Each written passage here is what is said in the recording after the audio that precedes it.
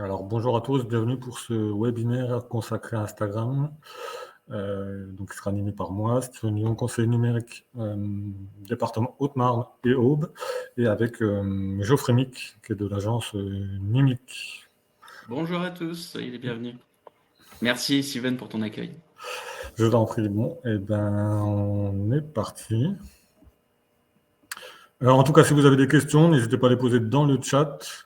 Enfin, vous avez un onglet questions et justement pas dans le chat, et on y répondra au fur et à mesure du webinaire. Geoffrey, tu peux prendre la main si tu veux. Ça marche, merci beaucoup Steven. Bonjour à tous. Donc je suis ravi d'être reçu par la CMA ce matin pour vous parler d'Instagram.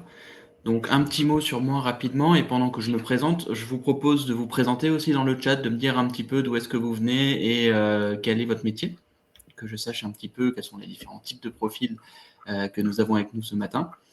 Donc, je m'appelle Geoffrey Mick et j'ai fondé l'an dernier l'agence Numic, qui est une agence de marketing qui a pour vocation d'accompagner les TPE-PME de proximité dans le développement de leur activité grâce au numérique. Donc, ça comprend évidemment les réseaux sociaux, dont Instagram, mais aussi tout ce qui peut tourner autour de la création d'un site web, la mise en place d'une boutique e-commerce, l'augmentation de la visibilité de votre site avec du référencement. Donc, plein de démarches différentes, avec l'objectif général de plus facilement toucher sa clientèle et augmenter son chiffre d'affaires.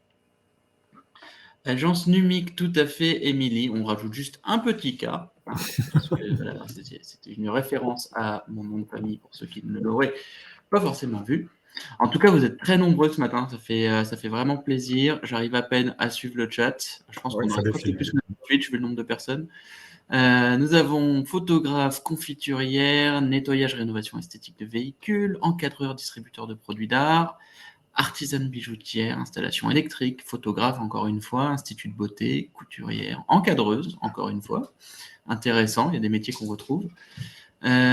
Super. Donc vous voyez, vous êtes très nombreux, céramiste, artisan d'art, très bien. Ça va très vite dans le chat. N'hésitez pas à continuer d'interagir dans ce chat. Mais si vous avez des questions, pour éviter qu'elles soient noyées et qu'on les rate, pensez à les mettre dans l'onglet questions plutôt qui normalement est accessible pour vous.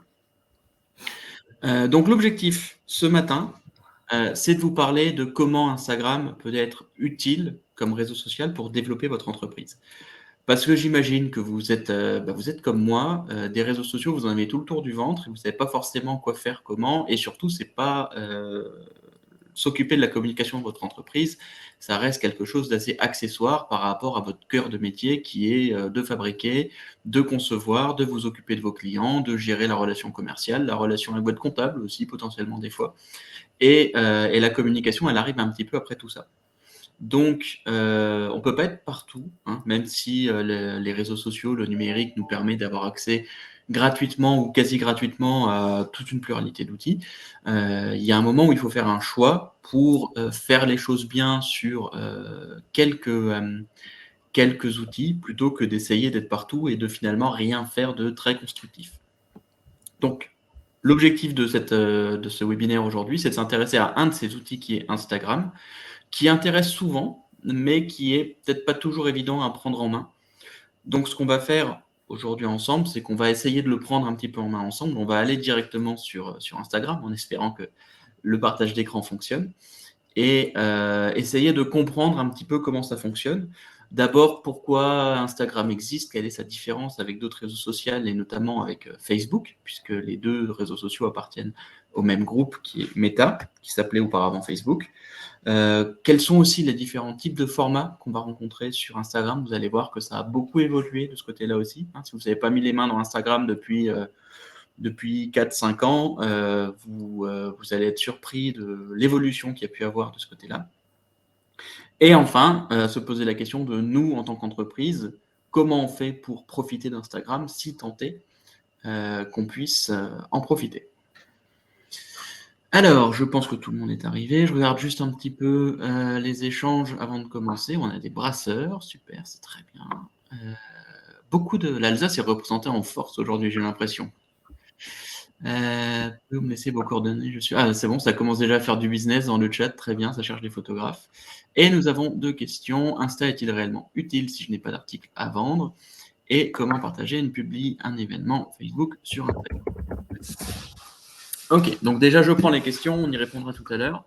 Je vais déjà lancer mon partage d'écran. Allez, on va partager tout l'écran, on est généreux. Hop. Je laisse le temps de charger et vous me dites si vous voyez bien ce que je vois. Alors là, c'est normal, hein, ça doit faire un petit truc un petit peu en mise en abîme puisque je partage l'écran sur lequel je suis actuellement. Et là, les photographes sont fortement représentés ce matin. Ça tombe bien, c'est important sur Instagram. Donc ça va, tout le monde voit plus ou moins le partage d'écran.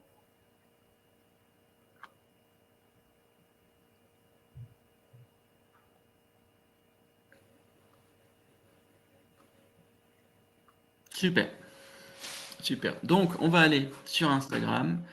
Steven, n'hésite pas si jamais tu vois qu'il y a plus de questions à m'interrompre, Ouais, parce que moi, il n'y a pas de je souci. change d'onglet, puisque je fais un partage d'écran. Je n'aurai pas forcément la vue Ok, sur les ça questions. marche. S'il y a des questions sur le sujet qu'on est en train d'évoquer, n'hésite pas à m'interrompre. Du coup, allons déjà sur Instagram. Hop, je vais me garder ce petit onglet-là parce qu'il m'intéresse pour plus tard. Voilà. Et voici à quoi ressemble un petit peu l'Instagram. Donc ici, on est sur mon Instagram perso. Je me suis dit que c'était plus intéressant pour vous montrer, parce qu'il y a un peu plus de choses qui s'y passent. Mais cette interface, normalement, vous ne la verrez quasiment jamais, puisque nous sommes ici sur Bureau. Et il n'y a vraiment que lorsqu'on est une entreprise et qu'on publie sur Instagram qu'on va être amené à travailler sur cette interface-là. Mais l'interface que vous utilisez déjà en tant qu'utilisateur et que vos clients vont utiliser aussi, c'est plutôt cette interface-là qui est une interface mobile. Alors, j'ai pris ici une capture d'écran sur une banque d'images parce que c'est plus simple que de vous faire un partage depuis mon téléphone.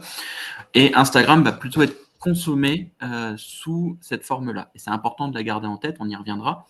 Mais la forme, le mode de consommation du contenu sur les réseaux sociaux a son importance par rapport à la façon dont on va présenter du contenu dessus. Donc ici, vous voyez trois pages qui sont assez emblématiques de l'interface d'Instagram. Tout d'abord, vous avez une page profil. N'hésitez pas à me dire d'ailleurs dans le chat si vous êtes déjà familier avec Instagram ou si c'est quelque chose de complètement nouveau pour vous. Que je sache dans quelle mesure il faut préciser certaines informations par rapport à l'organisation d'Instagram en tant que telle. Votre page profil avec ce qu'on appelle votre feed personnel ou votre grille de publication qui va apparaître ici avec vos notifications qui vont être en bas.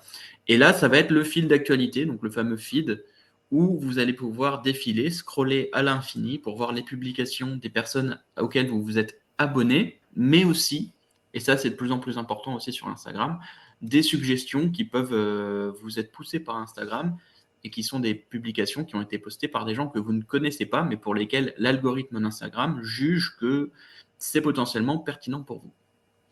On a ici un certain nombre d'options. L'option pour retourner à l'accueil qui va être ce fil d'actualité. Une option de recherche pour aller chercher des posts ou des hashtags particuliers. Le petit plus, c'est le bouton de création pour créer vos contenus et il va vous proposer les différents formats de création possibles. Le cœur pour les notifications, on le voit à gauche, hein, quand il y a des gens qui vous suivent ou quand il y a des likes, des j'aime qui sont mis sur vos publications ou des personnes qui commandent vos publications, ça va apparaître ici. Et la petite interface pour gérer votre profil, avec ensuite ici la page de notification où on va pouvoir s'occuper de toutes ces petites notifications qui apparaissent en bas.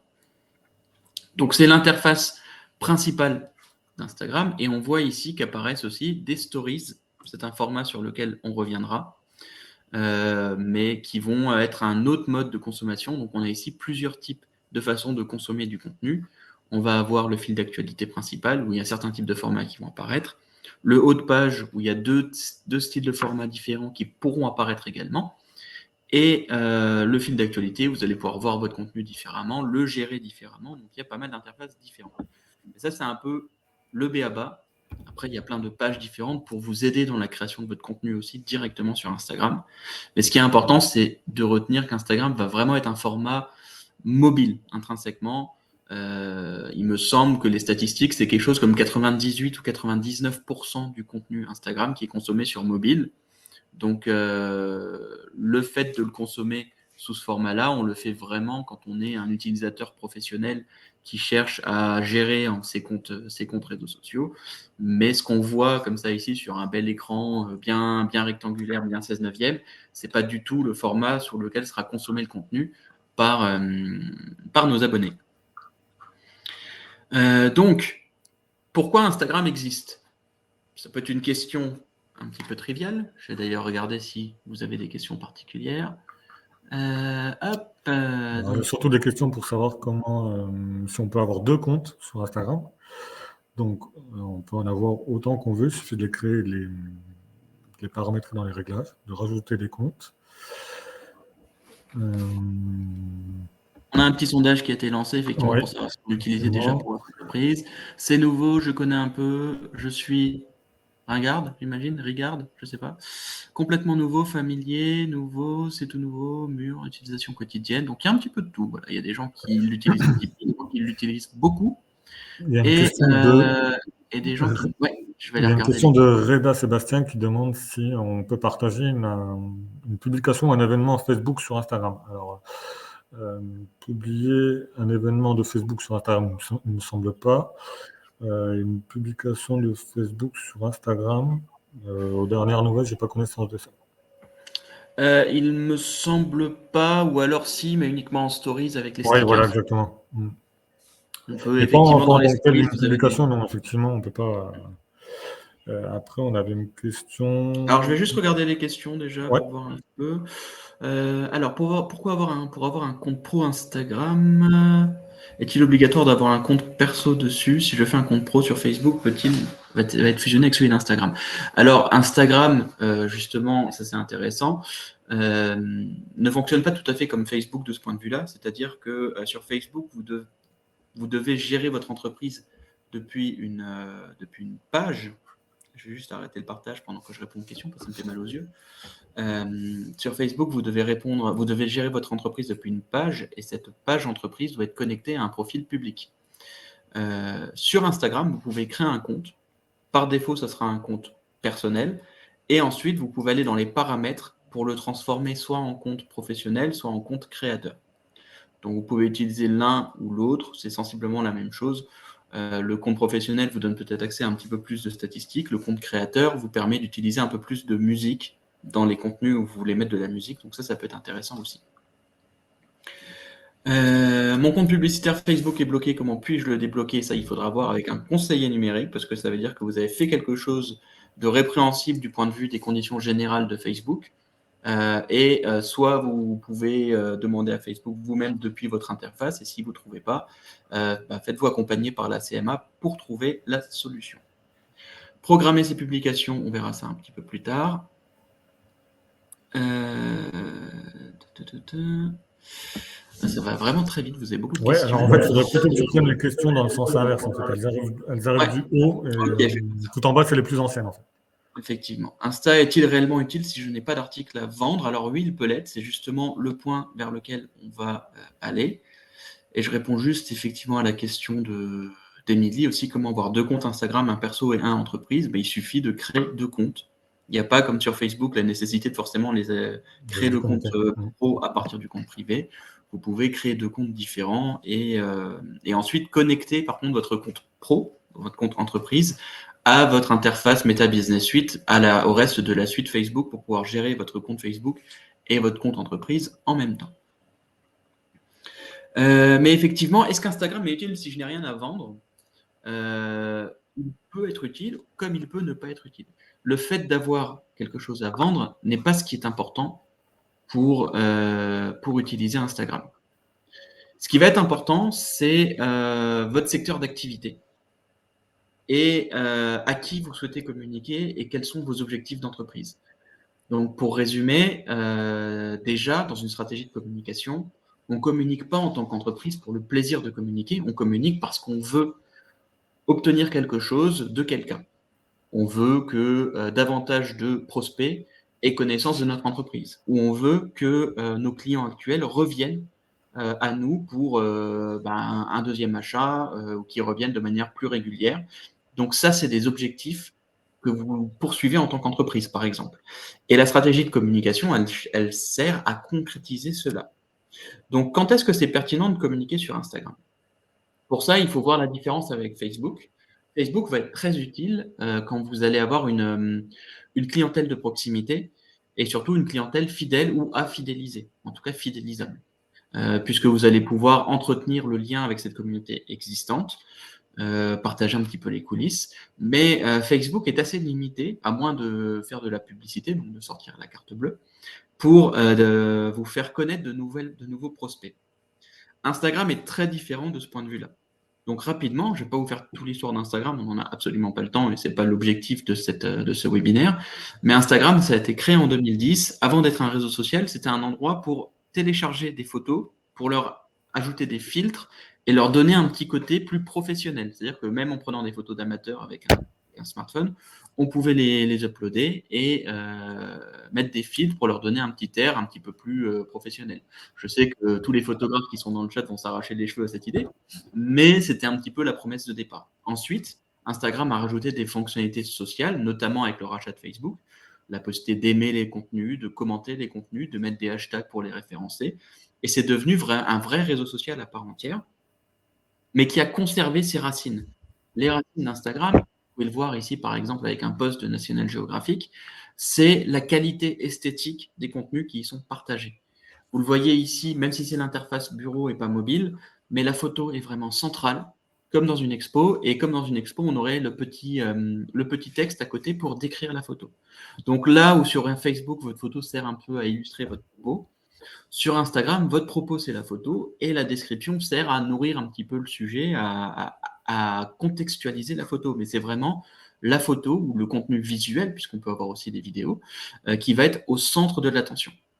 Un autre exemple très rapidement ici avec une marque, donc une grande marque, pas une marque artisanale, mais vous voyez ici par exemple, ça va être l'Instagram de Peugeot et vous voyez qu'il y a une vraie attention qui est portée aux détails de chaque photo, à la qualité visuelle et aussi à l'homogénéité des contenus. Il y a des contenus qui ont l'air de se répondre un petit peu les uns aux autres et qui sont vraiment sur du travail esthétique, de la qualité photographique, presque une recherche artistique, même si on est dans une démarche de communication d'entreprise.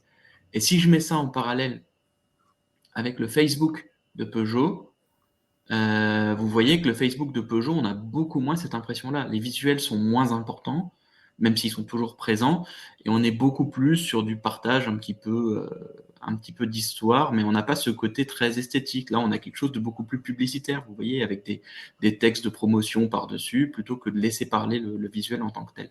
Donc, il y a une démarche sur Instagram, pour les grands groupes comme pour les petites entreprises, qui va être différente de la communication sur Facebook.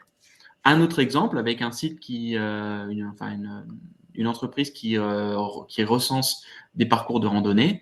Vous voyez que là, on n'est pas sur du partage de cartographie ou de documents PDF. On va vraiment mettre en avant des visuels, des choses impressionnantes. Et quand on met en avant le produit, on le fait dans un contexte qui permet vraiment de l'habiller et de lui donner un certain esthétisme. Et ça va être une constante dans quasiment tous les formats de publication sur Instagram, c'est que l'esthétique est importante et elle construit une image de marque à travers vos posts. Donc, et ça me permet de répondre à la question, si vous êtes dans un métier qui a cette capacité vous pouvez mettre votre produit en avant, et la plupart des métiers peuvent trouver un moyen de le faire, mais je reconnais que certains métiers sont plus compliqués que d'autres pour le faire. Notamment mon métier, par exemple, c'est un métier de service et qu'il n'y a pas énormément de choses à montrer.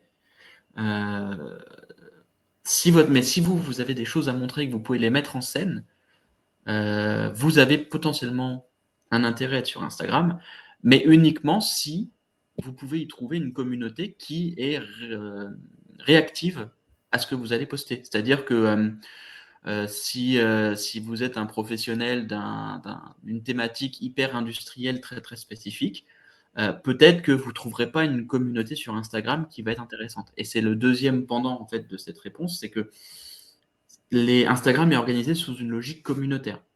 Facebook, on suit les gens qu'on connaît et les entreprises de notre quartier généralement. Instagram, on suit les personnes et les entreprises qui nous intéressent.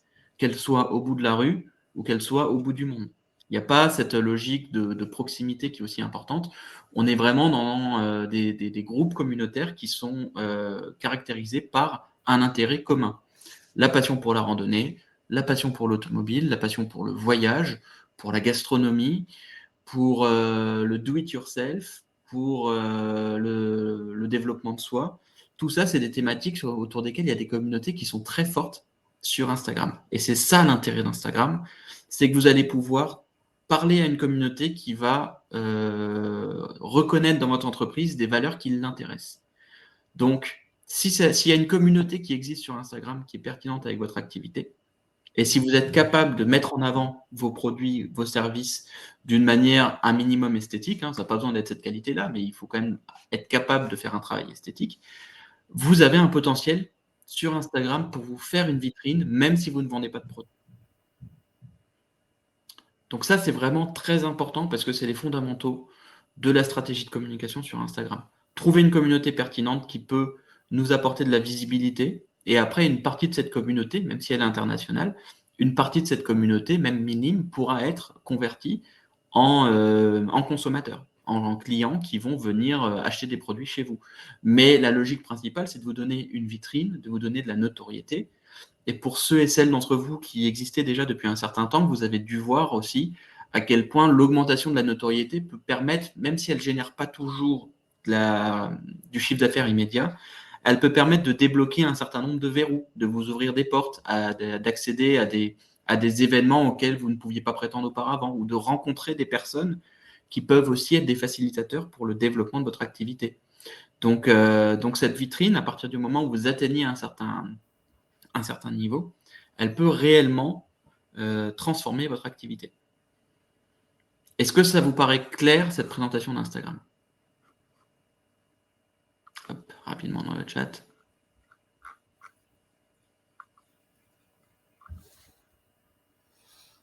Super, c'est très clair, parfait. Alors, après, on avait une question de Émilie. Comment avoir 2 comptes sur Instagram, un perso et une entreprise? Alors, quand vous êtes J'ai sur déjà Instagram- répondu. Ah, tu as déjà répondu? Ouais, j'ai déjà répondu. Il suffit de créer 2 comptes différents Voilà. et après de bien connecter le compte pro à Meta. son Meta Business Suite Ouais. pour le gérer en même temps que Facebook, si on utilise aussi Facebook. On avait une question d'Émilie Jérôme. Quelle différence y a-t-il entre les arrobas et les hashtags? Ouais, alors ça fait partie de la logique communautaire. C'est très intéressant d'en parler maintenant, même si après on va quand même s'intéresser aussi aux différents types de formats. Pareil, je vais arrêter le partage parce que ça me met mal au crâne. Les arrobas, c'est ce qui va vous permettre de lier quelqu'un, de lier une personne à l'une de vos publications. Je vais redémarrer le partage d'écran parce qu'en fait, avec un exemple, c'est plus simple. J'aime bien jouer avec la technologie jusqu'au moment où ça ne fonctionne plus. Ça va être drôle, ça.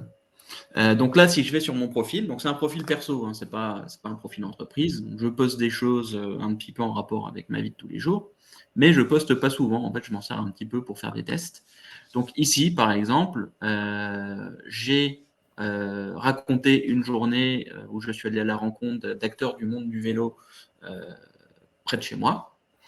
Donc ici, j'ai listé les acteurs. Je suis allé à la bourse au vélo organisée par l'association Prenons le Guidon. Donc, en mettant un arrobase, j'informe le compte Prenons le Guidon, ou le compte Robert's Bikes, ici, par exemple, qui était présent aussi. Je l'informe que j'ai parlé de lui dans cette publication. Et ça, c'est intéressant parce que ça permet de créer un effet communautaire, en fait, d'interagir avec les autres personnes de votre communauté et de montrer que vous êtes aussi connecté à tout ça. D'un côté, ah bah oui, je connais telle personne, je suis intégré au sein de cette communauté. Donc, ça a un premier intérêt parce que ça permet de développer un petit peu la visibilité de votre page parce que vous allez faire interagir d'autres personnes, ça peut booster un petit peu votre post et ça peut vous faire exister au sein d'une communauté, donc développer votre notoriété à long terme. Et le hashtag, il peut avoir aussi une utilité, c'est que les hashtags, ils sont utilisés par les communautés pour identifier les posts. Donc là, c'est un post autour du vélo. Donc les hashtags que j'ai mis, c'était Bike Life, vélo cargo, parce que j'ai parlé de vélo cargo avec un fabricant, vélo vintage, parce que mon vélo a un petit peu ce côté-là, et mess, parce que logique locale. Donc là, c'est un hashtag de proximité, c'est pas un hashtag communautaire. Et si on clique sur ces hashtags, vous allez voir qu'on va y retrouver des publications qui ont trait au sujet de la communauté. Donc des fois, il y a des hashtags qui sont mieux utilisés, plus pertinents que d'autres, parce que parfois certains hashtags vont intéresser plusieurs communautés. Par exemple, le hashtag bike life, donc vie à vélo. Bike en anglais, ça veut dire vélo, mais ça peut aussi vouloir dire moto. Donc ce hashtag, il est bien, mais en fait, si vous voulez parler de vélo et la moitié de la communauté, ça va être une communauté moto qui ne sera pas forcément intéressée. Et de la même manière, la communauté moto, elle n'est pas intéressée par ce qui se passe sur le vélo. Donc le hashtag est utilisé par deux communautés différentes. Ça, des fois, ça peut être compliqué. Mais quand vous avez des hashtags très spécifiques, vous voyez, vous pouvez rentrer dans un environnement, dans une communauté, même si des fois il y a des choses un petit peu bizarres, mais vous pouvez rentrer dans une communauté qui est pertinente ou pas pour vous. Donc ça, c'est à voir, mais on est sur des contenus ici qui sont complètement différents de ce qui se passerait si je retourne sur la page d'accueil et que là, je vais avoir les contenus qu'Instagram va me suggérer ou les contenus de mes abonnés. Donc le hashtag communautaire, il permet vraiment de rentrer dans cette logique communautaire. Donc, quand vous postez, vous mentionnez les personnes qui sont pertinentes par rapport à votre poste, vos partenaires, vos fournisseurs, le client avec qui vous avez interagi. Et le hashtag, lui, va vraiment vous permettre de référencer votre poste auprès d'une communauté et de le faire connaître auprès de personnes qui ne vous connaissent pas forcément. C'est par ces outils-là que vous pouvez toucher des gens qui ne vous suivent pas forcément. Et c'est là où réside le vrai intérêt, la vraie plus-value d'Instagram par rapport à un compte Facebook. Je n'arrive même pas à créer un compte Instagram, cela ne marche pas. Donc dans ces cas-là, on ne pourra pas s'en occuper aujourd'hui, mais tous les conseillers numériques de la CMA sont là pour vous accompagner dans ces démarches-là. Faut-il adosser un site web à un compte Instagram? Ce n'est pas une obligation, mais c'est tout à fait une possibilité. Il y a un seul endroit dans Instagram où vous pouvez partager des liens. Ça va être dans votre bio. Vous pouvez mettre un seul lien dans la biographie de votre compte. Donc si on retourne sur la photo que j'avais tout à l'heure, je vous montrerai, c'est la page profil où il y a tous vos posts. Ça permet de rediriger de la visibilité vers un site web où vous avez peut-être soit une logique marchande, donc vous vendez sur votre site web, soit une logique de prospection, vous avez un formulaire à compléter pour des demandes de devis, des prises de rendez-vous, etc. Donc de convertir finalement de la visibilité en client. Donc le site web est intéressant, mais c'est absolument pas une obligation si vous n'en avez pas. La Meta Business Suite, on va peut-être pas forcément beaucoup en parler aujourd'hui, Benoît, parce que ça ferait encore un sujet assez vaste, mais si vous utilisez Facebook et Instagram, l'outil Meta Business Suite est intéressant effectivement pour gérer les deux en même temps. Et il y avait une question de Milly qui demandait si on pouvait avoir deux comptes avec la même adresse mail. Avec la même adresse mail, non. Non, c'est pas possible. Il faut un compte par adresse email. Et de toute façon, normalement, vous avez une adresse mail pro et une adresse mail privée. Donc, si vous avez un compte pro et un compte perso, vous gérez les deux adresses séparément. Je vous recommande surtout, ce n'est pas le sujet du webinaire aujourd'hui, mais je vous recommande de ne pas gérer votre activité pro sur la même adresse que celle où vous recevez vos mails privés. Déjà, d'une part, parce que ça va être vraiment un boxon à gérer. Vous n'allez pas vous y retrouver entre les promotions de la Redoute ou de Rue du Commerce et puis la dernière demande de devis d'un client. Et en plus de ça, d'un point de vue sécurité, ce n'est pas forcément idéal non plus. Nadège, à quelle fréquence faut-il poster des publications sur Instagram pour garder un attrait de la part des abonnés? Souvent, ça c'est sûr. Mais surtout, ce qui va être intéressant sur les réseaux sociaux d'une manière générale, c'est la régularité. Souvent, si vous postez, si vous postez 4 fois cette semaine et qu'ensuite vous ne postez pas pendant 4 semaines, ça va vous desservir. Il vaut mieux poster une seule fois par semaine, mais s'y astreindre et faire en sorte que le rythme soit régulier, parce que ça, c'est quelque chose que l'algorithme aime bien, et ça va davantage vous mettre en avant. Mais globalement, gardez en tête qu'effectivement, les réseaux sociaux, même si ça peut dépendre des communautés, il faut y publier régulièrement. C'est un peu l'inconvénient des réseaux sociaux, c'est que quand vous postez, on va dire la durée de vie d'un post, c'est quelques jours maximum. Au bout de 2-3 jours, il sera quasiment plus vu par personne. Il y a des exceptions sur certains réseaux sociaux, pour certains formats, mais globalement, les publications ont une durée de vie très courte. Donc, moi, ce que je recommande, c'est de poster plusieurs fois par semaine. Mais plusieurs fois par semaine, ça peut être 2. Hein. Ça n'a pas besoin d'être tous les jours non plus. Mais, et pour ça, justement, des outils comme la Meta Business Suite ou d'autres agrégateurs qui vous permettent de programmer vos posts sont bien parce qu'en fait, vous pouvez une fois vous faire une session de 2-3 heures où vous rédigez plusieurs posts et ensuite vous les étalez automatiquement sur 3 semaines, 4 semaines et ça vous économise du temps déjà d'une part et ça vous facilite le fait d'être régulier puisque vous les programmez à l'avance et vous réfléchissez un petit peu le temps que vous allez mettre entre les posts. L'utilité des hashtags, on en a parlé, on pourra y revenir si on a du temps en fin de session.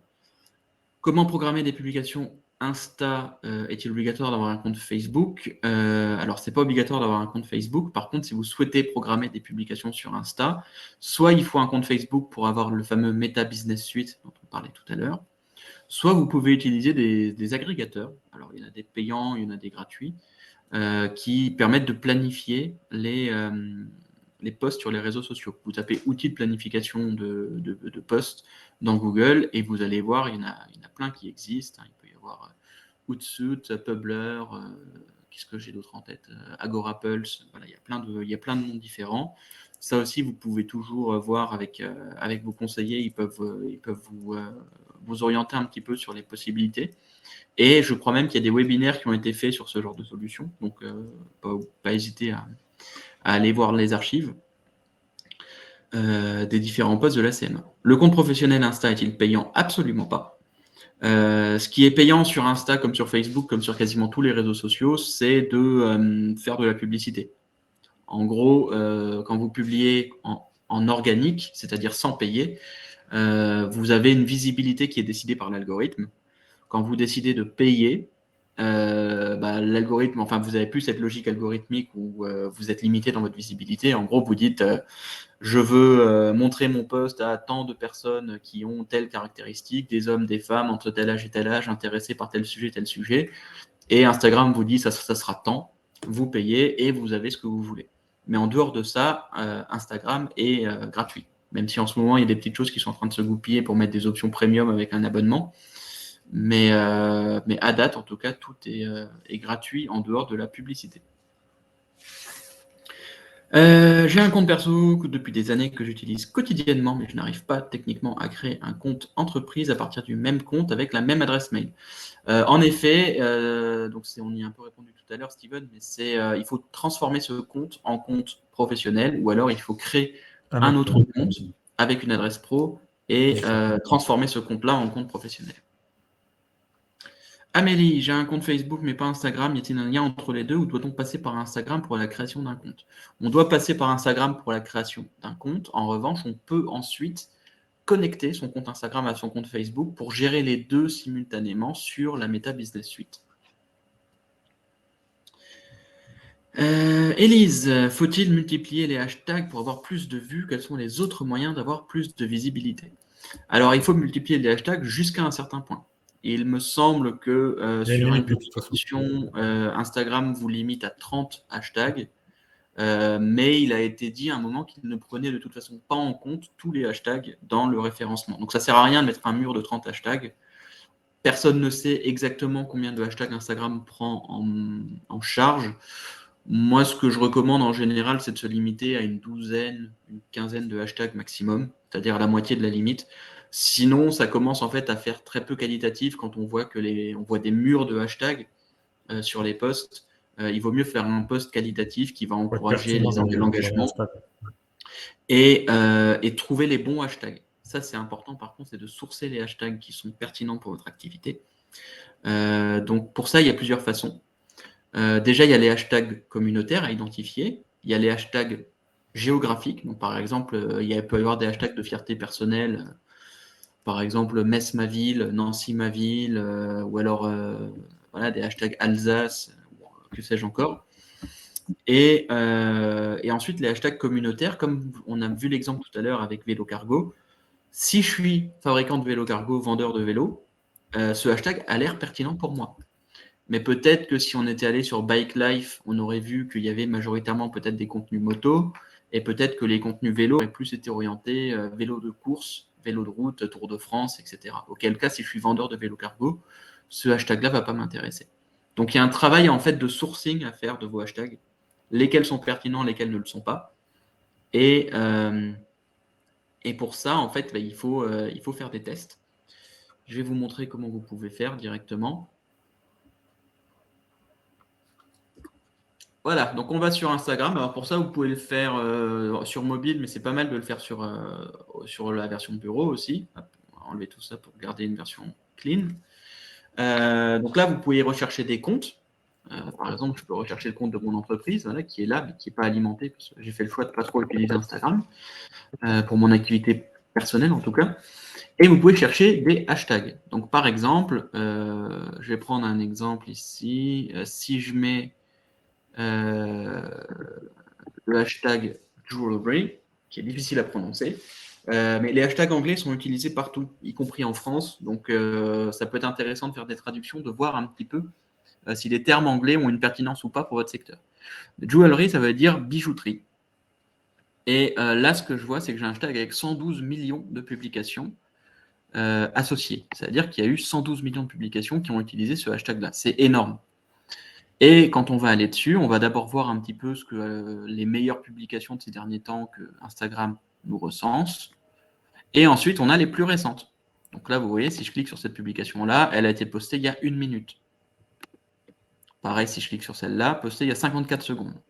Donc, on est sur un hashtag qui est très utilisé, qui est peut-être pertinent pour une activité artisanale type joaillier, mais qui est aussi énorme. Donc, quand vous allez utiliser un hashtag de ce style, vous allez avoir un énorme boost de visibilité, potentiel, hein, après ça ne veut pas dire, mais le problème c'est que cet énorme boost, il va durer quelques instants, quelques minutes, parfois quelques secondes, et en fait après la visibilité, vous serez complètement noyé dans le contenu. Donc ça peut être intéressant pour booster un petit peu votre post quand vous le publiez, pour avoir un petit peu un boost au début. On sait que les premières heures de vie d'une publication sont celles où l'algorithme va décider si le post est de qualité ou pas et s'il est nécessaire de le montrer à plus de monde. Mais vous n'allez pas avoir énormément de visibilité sur le moyen terme. Pour ça, il faut aller chercher des hashtags un petit peu plus niche. Par exemple, si je tape handmade jewelry, vous voyez, je passe de 112 millions de publications à 34 millions. Donc c'est toujours un gros hashtag, mais c'est un hashtag qui va être un peu moins gros, donc je serai moins vite noyé. Par contre, ce que je constate, c'est que c'est pas forcément toujours pertinent. Encore que là, ça va, mais des fois, je vais tomber sur des choses un peu trop do it yourself. Ça peut être le risque, c'est-à-dire que vous êtes des professionnels, donc vous pouvez avoir envie de chercher. Si je suis un joaillier, par exemple, je vais aller chercher des hashtags qui vont vraiment mettre en avant des publications qui montrent un certain savoir-faire. Je ne veux pas tomber dans des choses que tout un chacun peut faire chez soi. C'est un petit peu le problème, par exemple, la différence entre un homemade et un handmade. Si je mets, j'ai oublié de mettre le hashtag homemade, vous allez voir, je vais avoir des choses un petit peu de tout et n'importe quoi que des gens font à la maison. Et un handmade va généralement être beaucoup plus qualitatif et va peut-être être un petit peu moins centré sur la nourriture aussi, parce qu'on ne parle plus de fait maison, on parle de fait main. Donc, il y a une notion de fabrication, de façonnage qu'on n'a pas avec le homemade. Donc les deux hashtags peuvent paraître similaires, mais en fait, ils vont nous produire des contenus particulièrement différents, et des fois, il y a des variations au niveau de la qualité des produits qui sont mis en avant également. Donc, il faut faire ce sourcing-là.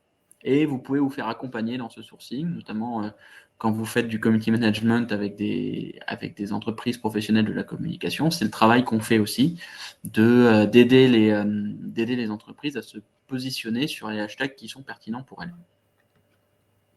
Allez, on prend encore quelques questions. Oui, parce qu'il y en a pas mal en liste d'attente. On va essayer de répondre à tout le monde. Ouais. Je pense qu'on a assez répondu sur les hashtags et leur utilité. Ouais. On a une question de Mireille. Comment protéger les photos que l'on publie? Alors, le problème, c'est qu'on ne peut pas Celle-là, vraiment et les protéger. on va s'arrêter après cette question-là, mais effectivement, l'idée d'Instagram, c'est de vous montrer. Ouais. Vous montrer pour faire en sorte que les gens puissent découvrir ce que vous faites. Et en fait, la protection de votre image, ici, de la photo que vous allez prendre ou du visuel, c'est le fait que vous l'ayez publié le premier. Ça vient de vous et les autres vont se contenter de copier. Mais la copie existe, hein, malheureusement, c'est comme ça. Mais en voulant vous protéger de trop de la copie, vous risquez de pas du tout vous exposer et de pas trouver votre clientèle. En fait, en vous montrant sur les réseaux, vous allez vous construire une communauté et une communauté qui va reconnaître la valeur de ce que vous produisez, de ce que vous faites, mais vous ne pourrez pas protéger vos photos, ni même protéger vos designs, à moins de les avoir déposés et d'attaquer les gens en justice derrière. Mais c'est aussi une démarche, est-ce que ça vaut le coup quand vous avez un design où vous allez, je ne sais pas si vous allez faire 3 000 € de chiffre d'affaires sur un design, est-ce que ça vaut le coup d'aller dans des démarches judiciaires comme ça pour tenter de bloquer les contrefaçons? Je ne sais pas. Pareil, éviter les choses avec des énormes watermarks, donc les petits filigranes qui permettent de dire que cette photo est de vous ou pas. Souvenez-vous, ce qui fait qu'on va cliquer sur une photo et pas une autre, c'est l'esthétique. Donc si en fait là, vous avez mis un énorme filigrane avec votre nom par-dessus, on va juste voir le filigrane, on va passer à autre chose. Là, cette photo-là, ouais. Oui, surtout que désormais, maintenant, il y a des logiciels qui permettent de retirer les filigranes. Donc, ça va être En une perte plus, de temps pour vous et mais vous n'arriverez pas à les protéger de toute façon. vous voyez, cette photo-là, par exemple, quand je suis en train de naviguer dans le hashtag, elle m'intéresse parce que peut-être qu'elle m'intéresse je peux voir que ça parle de plantes, ça parle de peau, donc ça peut déjà m'intéresser. Je vois qu'il y a de la profondeur derrière, donc ça me donne tout de suite une atmosphère. La photo a l'air accueillante, elle a l'air qualitative, donc j'ai envie de cliquer dessus et d'aller voir qu'est-ce qu'il le fait. Si j'avais eu un énorme filigrane par-dessus ou un texte, un copyright, j'aurais pas vu la profondeur, j'aurais pas vu l'esthétique de la photo. Donc tout le travail de composition qui a été fait aurait été gâché par le filigrane. Ça ne veut pas dire que si vous le souhaitez, et notamment naturellement les photographes mettent une petite signature au bas de vos photos, bien sûr, mais il ne faut pas non plus que la photo devienne illisible parce que vous souhaitez absolument la protéger. En voulant la protéger, vous gâchez en fait le travail de communication que vous avez fait, et auquel cas, il vaut mieux arrêter de communiquer sur Instagram et se concentrer peut-être sur d'autres leviers si vous êtes un peu trop méfiant par rapport à ça. Alors, justement, du coup, on va parler des différents formats, puisque Instagram, c'est un réseau qui a énormément évolué de ce point de vue-là. Le format traditionnel d'Instagram, c'est celui que je vous montrais là. Une photo, une belle photo, avec une description à côté, une description qui va peut-être connecter avec d'autres membres de la communauté parce qu'ils sont pertinents. Donc là, en l'occurrence, c'est le photographe qui a pris cette photo. Ils se sont auto-référencés aussi, pourquoi pas, et des hashtags. Alors là, il n'y en a qu'un seul, mais on peut mettre une dizaine, une douzaine de hashtags pour optimiser le référencement de la photo. Donc ça, c'était un peu le contenu historique d'Instagram, son côté un peu galerie d'art, où on allait de photo en photo, toutes les photos étaient magnifiques, et on likait ou on passait à la suivante, où on allait voir le profil de la personne qui avait posté. Mais Instagram s'est beaucoup diversifié depuis, déjà par les carousels. Donc là, on a un exemple avec un YouTuber qui écrit des livres de cuisine.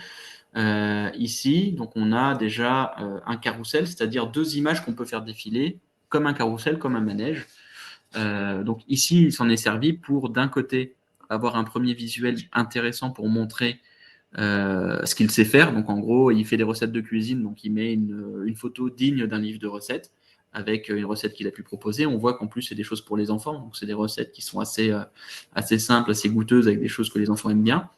Et la deuxième, pour être un petit peu plus stratégique, commercial, le livre en lui-même avec un petit texte, c'est disponible chez Cultura, à la Fnac, chez Amazon. Allez-y si ça vous intéresse. Donc, c'est intéressant parce qu'on voit un carrousel qui a une démarche commerciale derrière. D'abord, on attire avec un visuel qui respecte parfaitement les codes d'Instagram. C'est beau, c'est soigné, c'est mis en scène, c'est travaillé. c'est contextualisé aussi. Et ensuite, quelque chose de beaucoup plus rationnel, beaucoup plus bête et méchant sur j'ai un livre à vous vendre. Donc ça, c'est intéressant. Et ça permet de faire découvrir un petit peu le projet à quelqu'un. Donc on est justement sur une démarche de transformer une vitrine en outil de vente. Donc ça, c'est déjà le premier format, mais le carrousel, il peut aussi être utilisé, là un autre exemple, pour faire un album photo. Donc ici, on a une personne qui a posté différentes photos, et notamment, ça se termine avec une vidéo. On peut intégrer les vidéos dans son carrousel, donc ça permet d'en dire un peu plus, de créer un peu une sorte de book sur un sujet en particulier, et ça permet effectivement d'aller un peu plus loin dans la profondeur de ce qu'on peut montrer aux gens avec un seul post. Bien évidemment, ensuite, on va avoir les vidéos.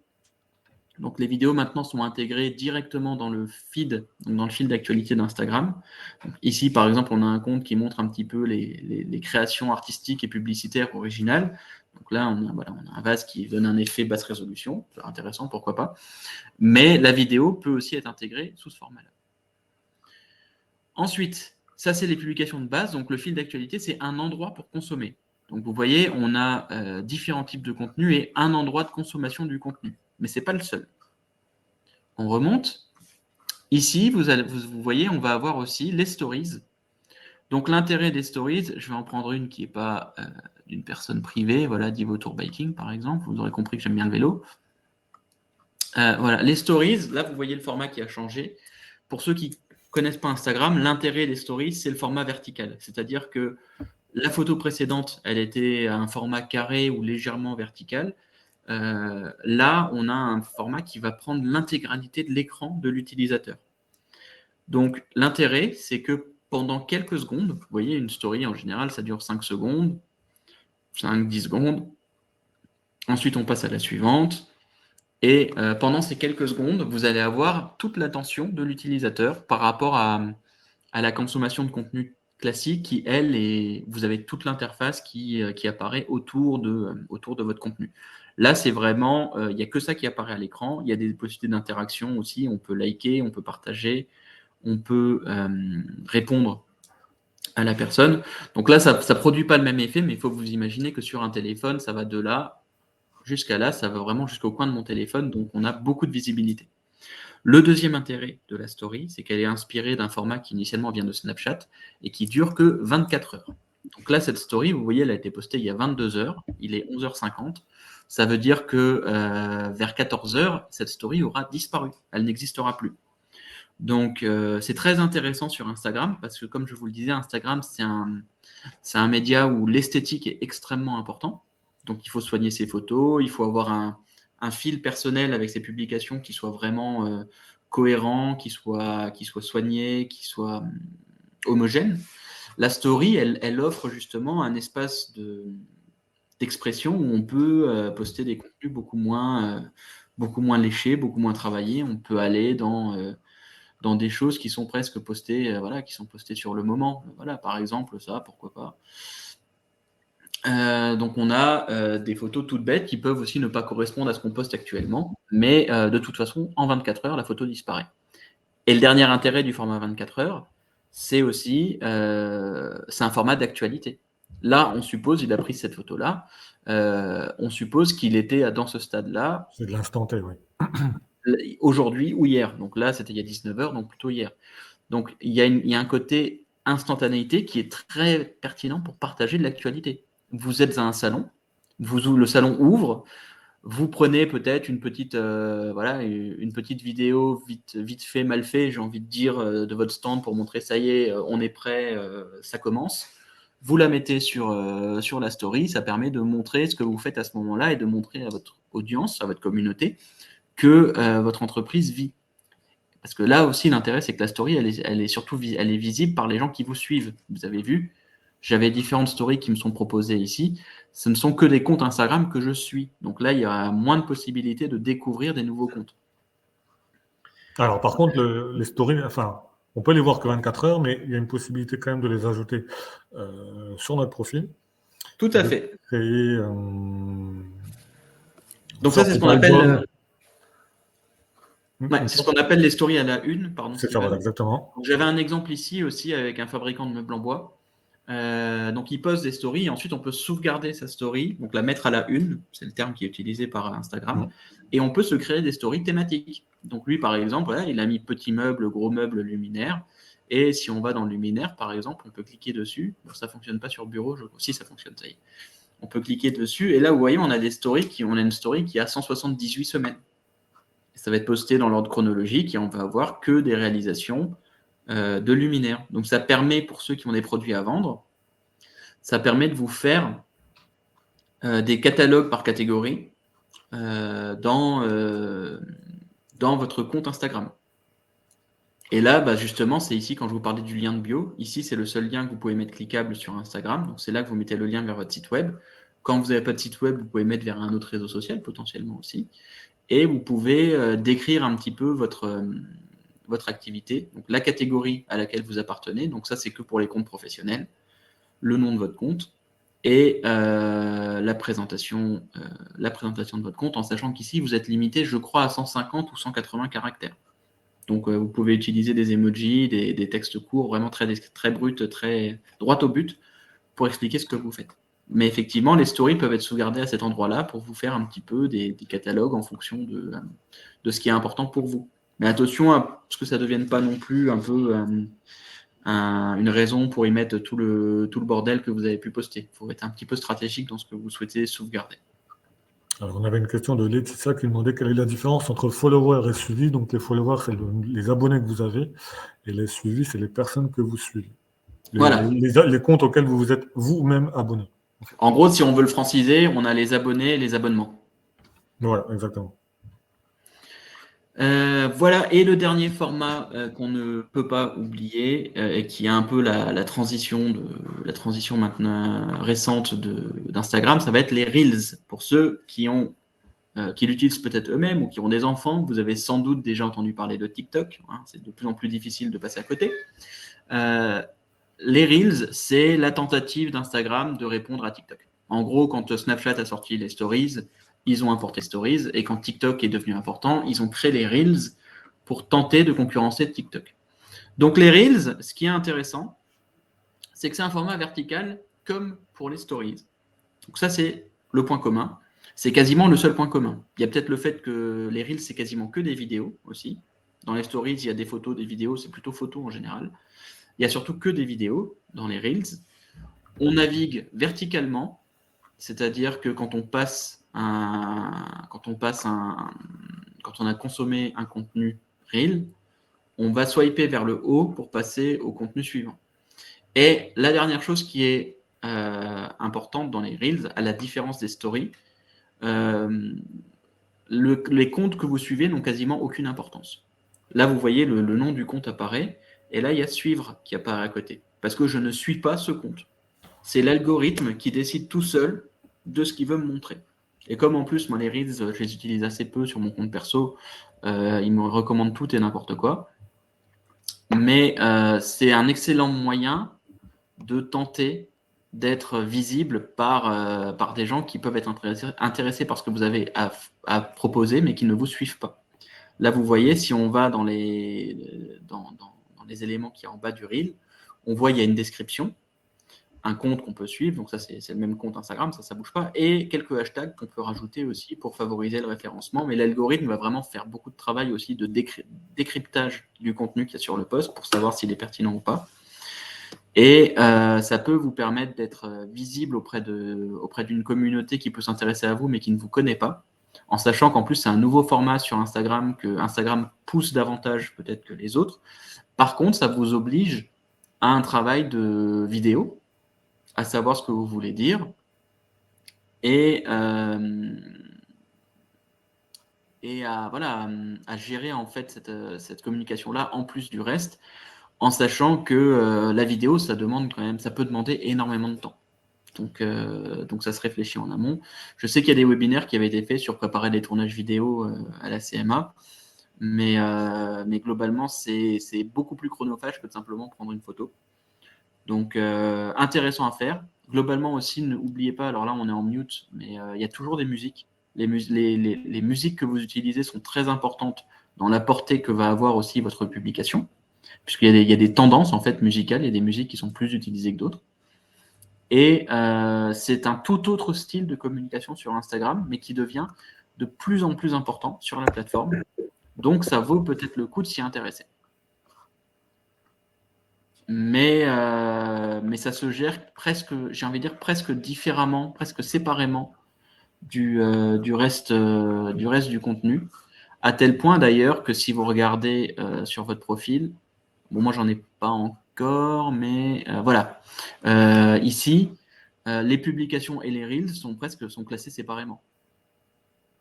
C'est-à-dire que les Reels sont classés à part des publications, parce que c'est vraiment deux styles de communication différents sur Instagram. Et si vous avez un contenu qui a un potentiel de viralité, ça peut être intéressant de réfléchir à des contenus au format Reels. Par contre, effectivement, attention au côté chronophage. Il y a beaucoup de créateurs de contenu qui font ça et ça fonctionne bien. C'est propre à la version web, hein, parce qu'il me semble que sur les applications mobiles, sur le flux, tout est confondu, que ce soit publication photo, réel ou même vidéo.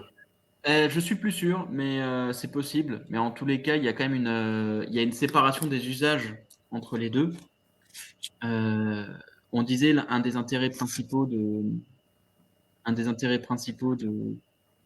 d'Instagram, c'est de pouvoir toucher les gens qui ne le suivent pas forcément. C'est encore plus vrai effectivement avec les Reels, mais c'est une démarche de communication encore différente du reste d'Instagram. Donc déjà, je pense que dans un premier temps, il est important de se faire un compte Instagram, de réfléchir à sa stratégie de communication, de soigner ses visuels, de réfléchir à ses hashtags et aux communautés qu'on souhaite toucher, les deux en même temps, idéalement, pour que les hashtags correspondent aux communautés. Et dans un deuxième temps, peut-être élargir aux Reels et potentiellement à TikTok, hein, une fois qu'on a créé le contenu, même si ce qui va être viral sur TikTok n'est pas exactement ce qui va être viral sur les Reels, mais d'exploiter ce contenu-là sur les deux plateformes. Mais encore une fois, c'est une démarche supplémentaire par rapport à ce que vous faites déjà. Donc, ma recommandation, c'est intéressez-vous un petit peu aux Reels en parallèle, parce que quelques vidéos pas très compliquées peuvent éventuellement vous apporter beaucoup de visibilité auprès d'une communauté qui a tout intérêt à vous connaître. Mais ne négligez pas les fondamentaux d'Instagram au préalable. Faudrait plutôt, et globalement, dans ces cas-là, on se dit il faudrait que 80% du temps que vous passez sur la communication, vous le passez sur des acquis, et 20% du temps que vous passez sur votre communication, vous le passez sur de l'exploratoire, tenter des nouvelles choses, voir ce qui peut fonctionner. Mais il faut toujours un peu conserver aussi ces bases pour éviter de se perdre dans quelque chose qui peut ne pas fonctionner, et en fait, vous aurez négligé votre communauté de base et vous allez perdre ça aussi. Parce que c'est très facile de ne plus être visible sur les réseaux sociaux si vous n'alimentez pas suffisamment. Voilà, je m'arrête là pour la présentation en tant que telle. Je propose qu'on continue un petit peu à répondre aux questions. Alors, il y en avait une de Audrey qui demandait si on pouvait mélanger contenu pro et perso. Moi, je dirais surtout pas.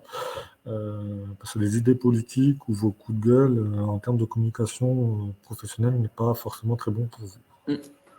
C'est une distinction à faire.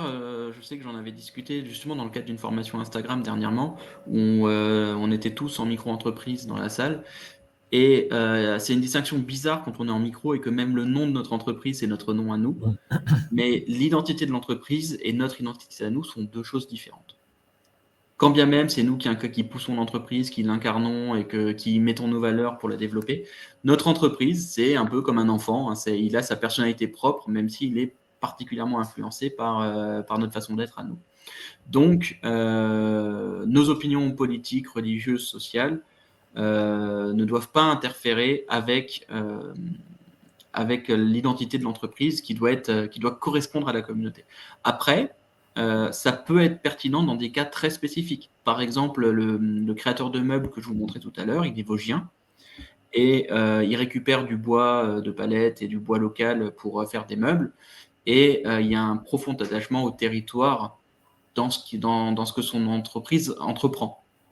Un petit peu. Donc en fait, le territoire est important dans ce qu'il fait et il met en avant aussi potentiellement un petit peu son propre amour du territoire dans les publications de son entreprise.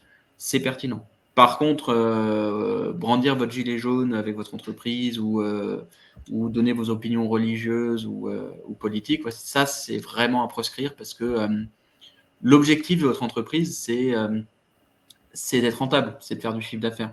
Donc, il faut pousser des choses qui correspondent à votre communauté et surtout qui correspondent à ce que votre communauté attend de vous. C'est-à-dire que voilà, si vous êtes par exemple, vous êtes photographe ou vous êtes coiffeur, j'ai vu qu'il y en avait dans le chat. Moi, je suis responsable en fait stratégie marketing. On va interagir avec le même client, mais on n'interagira pas de la même façon. Quand il va venir se faire couper les cheveux chez vous, ou quand il va venir chez moi pour développer la visibilité de son entreprise, on va s'adresser à la même personne, mais on ne va pas parler de la même manière, on n'aura pas les mêmes échanges. Donc, la communication de votre entreprise sur les réseaux sociaux, elle doit s'adapter aux personnes à qui vous parlez et aussi à ce que vous leur proposez. On n'attend pas d'un cabinet de notaire et d'une marque de jus d'orange qui nous parlent de la même façon. Donc, il faut trouver le juste équilibre entre donner une personnalité à son entreprise et donner aussi aux consommateurs ce qu'ils attendent de nous, en sachant que l'identité de l'entreprise n'est pas notre identité à nous, même si on est en micro. Et même si on est le visage de son entreprise. C'est deux choses différentes. Un peu comme un acteur, en fait. Il a sa personnalité à lui et sa personnalité à l'écran. D'autres questions pour Instagram Pro, est-ce que plusieurs personnes de l'entreprise peuvent l'alimenter? Oui, mais via la Meta Business Suite. Il faut aller sur Meta Business Suite et donner des accès administrateurs ou community manager à des personnes. Ça aussi, faites bien attention aux accès que vous donnez aux gens. Si vous donnez un accès administrateur à quelqu'un, il peut potentiellement prendre le contrôle du compte, changer le mot de passe, donc donnez-lui plutôt des accès community manager ou autre. Mélanger contenu pro, contenu perso, on en a parlé. Est-ce que c'est intéressant de payer pour avoir plus de visibilité sur mon entreprise? Je vais répondre comme d'hab, oui et non. En soi, oui, parce que de la visibilité supplémentaire peut être intéressante, mais en fait, on ne se nourrit pas de visibilité à la fin du mois. Donc, l'objectif, c'est de vendre. Donc, la question, c'est de savoir combien vous investissez et dans quel objectif.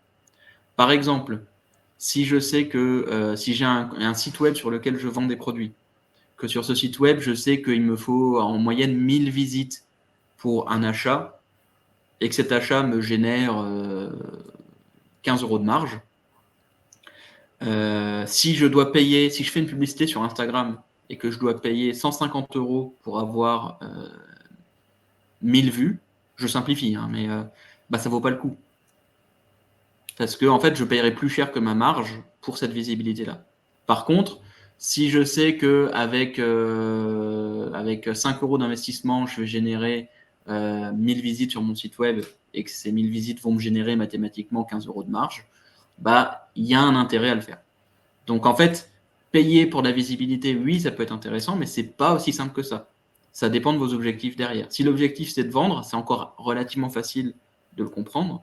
Mais si votre objectif c'est de développer votre communauté, par exemple, d'avoir plus d'abonnés, pour obtenir plus de visibilité, comment vous estimez la valeur de ce que vous êtes en train de faire? Ça, c'est pas toujours évident de le savoir. Dans ces cas-là, ça peut être bien aussi de se faire accompagner par des gens dont c'est le métier et de voir un petit peu quelle est la légitimité à investir. Parce que souvent, c'est un accélérateur, mais si vous n'arrivez pas à transformer ça en chiffre d'affaires derrière, oui, c'est bien,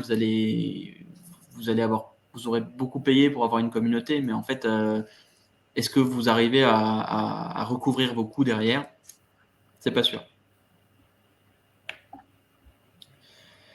Je me suis un peu perdu dans les questions. Celle-là, c'est bon. Celle-là, c'est bon. Pouvez-vous nous mettre les sites ici, outils pour programmer les publications?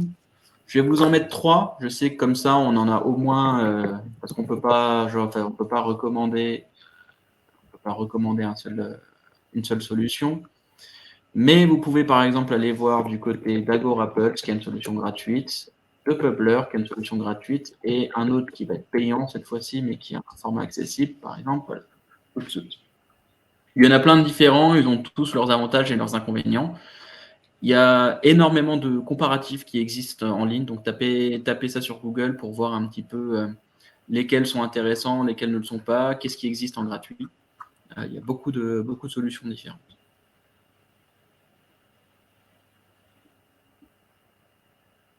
Ensuite, j'ai créé une page pro à partir de mon compte perso Facebook. Lorsque j'essaie de créer mon compte Instagram, je ne parviens pas à le rattacher à ma page pro. Dois-je plutôt créer un nouveau compte Facebook pro?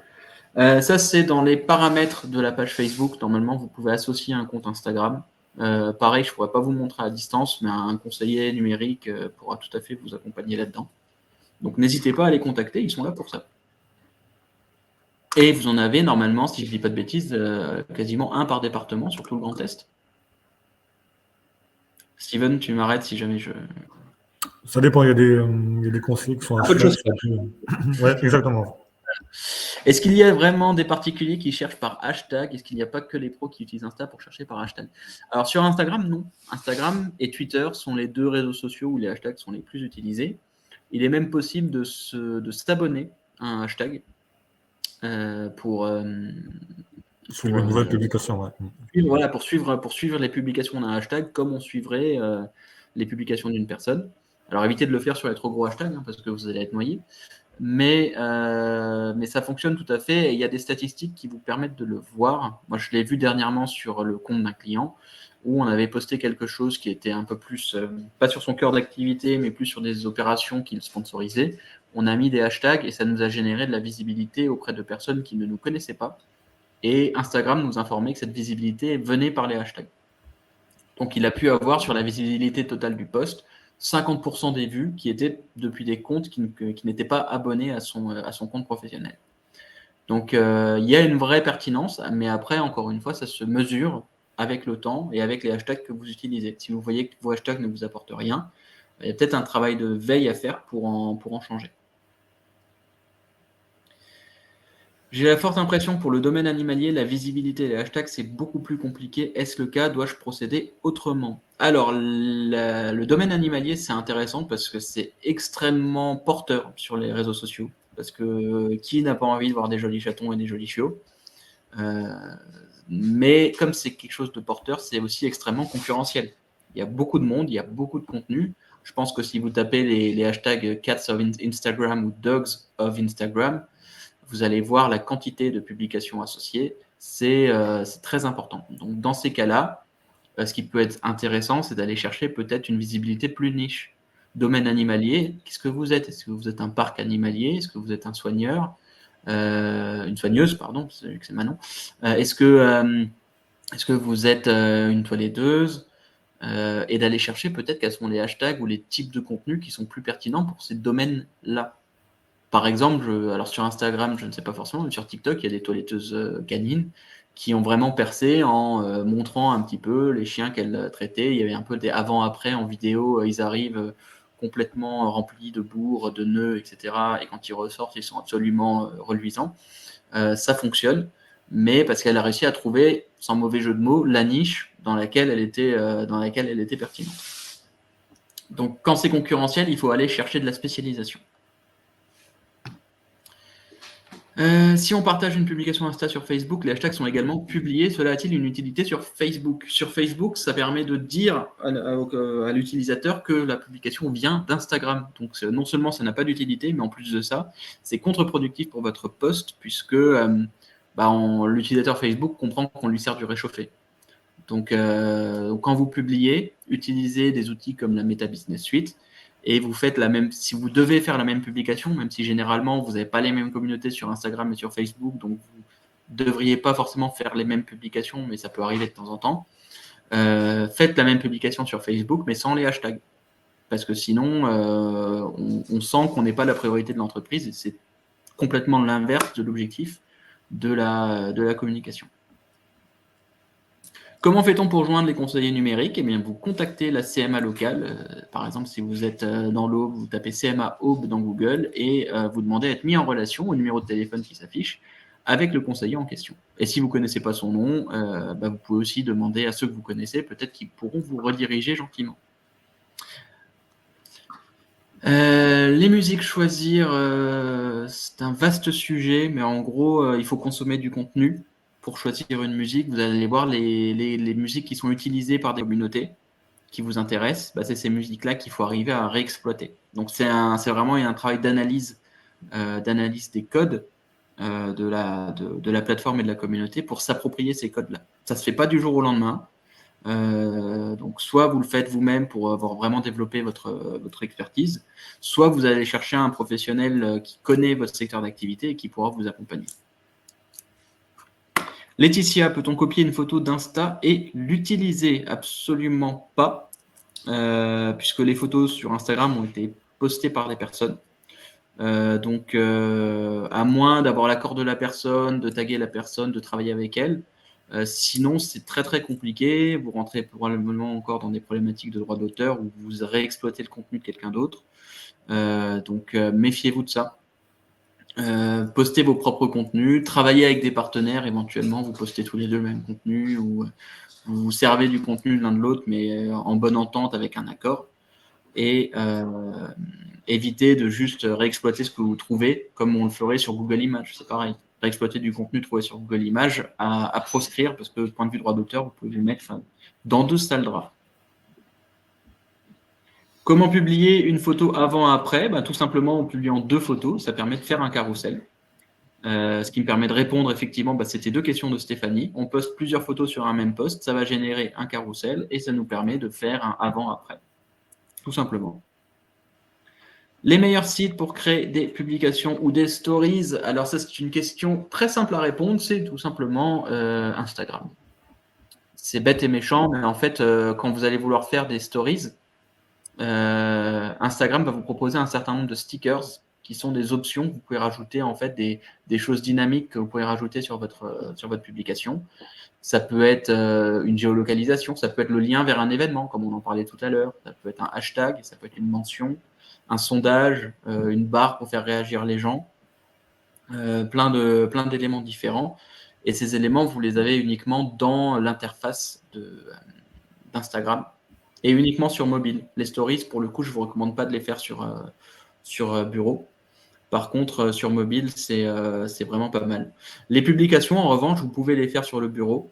Donc, soit vous les faites directement dans la Meta Business Suite, soit vous utilisez un outil comme ceux qu'on a mentionné tout à l'heure, comme Publer, Agorapulse, soit vous utilisez un outil de création de contenu comme Canva, qui a aussi une option de planification, ou alors après, vous exportez de Canva et vous le programmez directement dans la Meta Business Suite. Mais pour les publications, vous avez beaucoup plus de possibilités, parce que vous avez moins besoin en fait de ces options supplémentaires que Instagram rajoute dans les stories. Mon ami podologue a son référencement de sa page Insta sur Google et moi, pour ma part, mon Insta également n'apparaît pas. Pourquoi? Elle n'a rien fait de particulier. Des fois, ça peut se mettre automatiquement, mais sinon, je ne sais pas trop ce que vous appelez par Google, parce que c'est Google My Business. Dans ces cas-là, il faut le renseigner. Mais ça, c'est pareil, c'est des questions très spécifiques sur les paramétrages de vos comptes. Dans ces cas-là, voyez avec un conseiller, ils pourront vous accompagner là-dessus. Quelle différence entre les stories à la une et celle par thématique? En fait, c'est la même chose. Ouais. C'est vous qui allez faire vous pouvez faire des stories à la une par thématique ou mettre toutes vos stories que vous avez fait sans thématique spéciale, en fait. Tout à fait. En fait, quand vous allez vouloir mettre une story à la une, il va vous demander de créer une catégorie. Et là, vous pouvez soit le mettre dans une catégorie existante, soit créer des catégories supplémentaires. Le catalogue plus large de musique de fond à mettre sur les publications, il faut passer en compte créateur. Si vraiment vous mettez souvent des musiques en compte créateur, vous êtes moins limité sur les musiques que vous pouvez utiliser. En tout cas, pareil, pour des raisons de droit d'auteur, utilisez les musiques qu'Instagram met à votre disposition. Rajoutez pas vos propres musiques sur vos vidéos, sauf si vous êtes certain de pouvoir les utiliser, qu'elles sont libres de droit ou que vous avez les autorisations des ayants droit. Maïva qui ne trouve pas les anciens webinaires, Steven, je te propose peut-être de l'envoyer par mail à tous les inscrits. Ça sera le plus simple. C'est ce que je suis en train de chercher. Super. Comment choisir les comptes auxquels s'abonner? Qu'est-ce qui est pertinent pour notre visibilité? On me conseille de m'abonner à tout ce qui se passe. Cela ne surcharge-t-il pas les fils et donc noie les infos? Il y a un travail de curation à faire de votre côté, c'est-à-dire vraiment de consommer un petit peu le contenu, d'aller chercher des hashtags pertinents, de voir qui publie dedans et de vous abonner aux gens qui sont les plus intéressants. Et surtout, si vous êtes abonné à une personne et qu'en fait son contenu ne vous apporte rien, vous avez tout à fait le droit de vous désabonner. Elle ne sera pas tenue au courant de votre désabonnement. Donc, vous pouvez supprimer les abonnements qui ne sont pas pertinents et garder ça propre au niveau de votre fil d'actualité.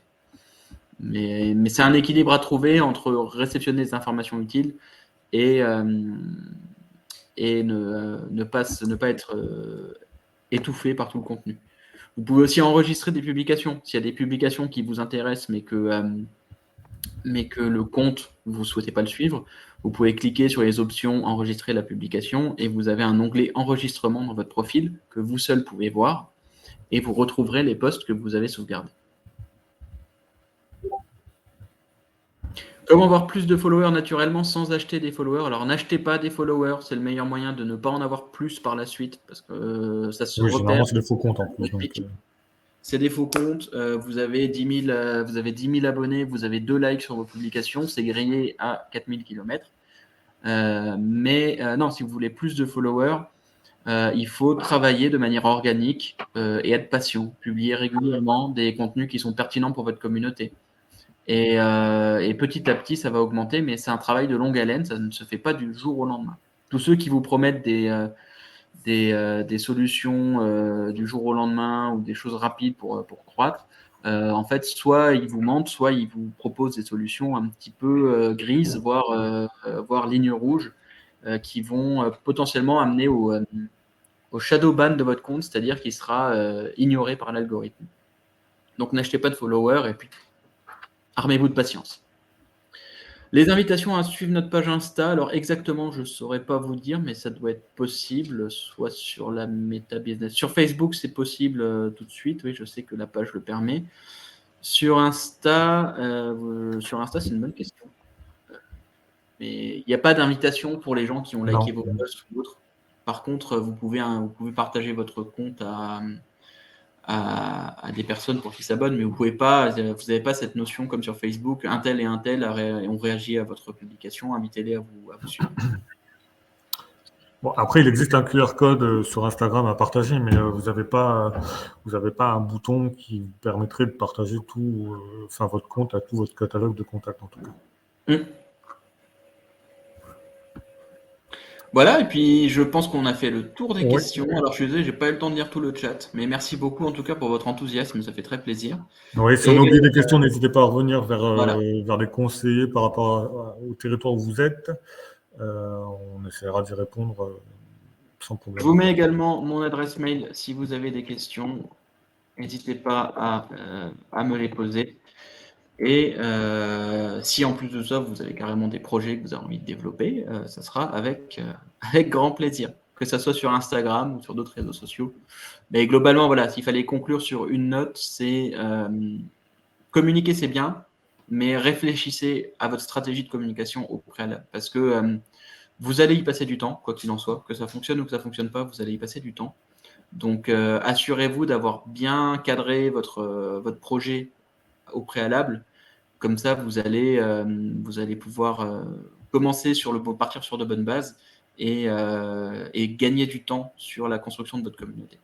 Même si, on ne va pas se mentir, il y aura toujours des choses qui ne vont pas se passer comme prévu. Vous allez peut-être mieux percer sur des choses que vous n'imaginiez pas au début. Et ça ne se passera jamais exactement comme sur les plans. Mais l'essentiel, c'est que ça se passe quand même comme sur des roulettes. Merci à tous. Merci Steven. Merci à toi. Et pour la semaine prochaine, vous trouverez ma collègue Camille, c'était clair, qui est en Moselle et qui vous parlera de comment ouvrir votre boutique en ligne. Super, sujet prometteur également. C'est toujours à 11h, voilà. Merci à tous, c'est un plaisir de vous voir et peut-être à une prochaine. Merci, au revoir tout le monde. Bonne journée.